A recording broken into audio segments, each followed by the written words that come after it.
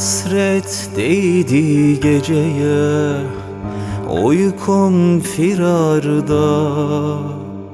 Acı vurdu yüreğe, ruhum isyanda. Çöktü duvarlar, içim yangınlar. Hazan sardı her yanı, soldu baharlar.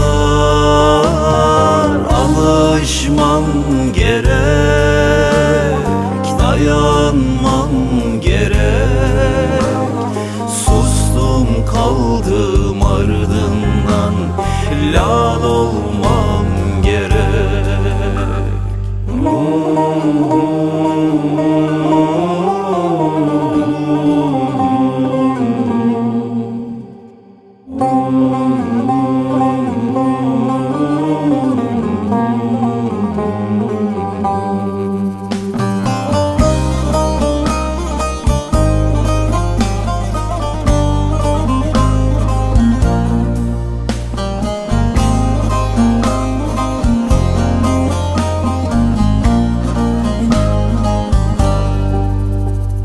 Ah bir gelsen yanıma, diner sancılar.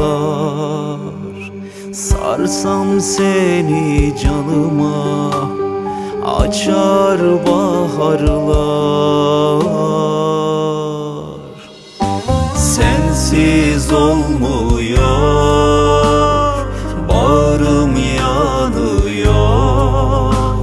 Olmadığın dünyamda her şey soğuyor. Kısıldı sesim, döküldü tenim. Gözüm kaldı yollarda, yaram çok derin.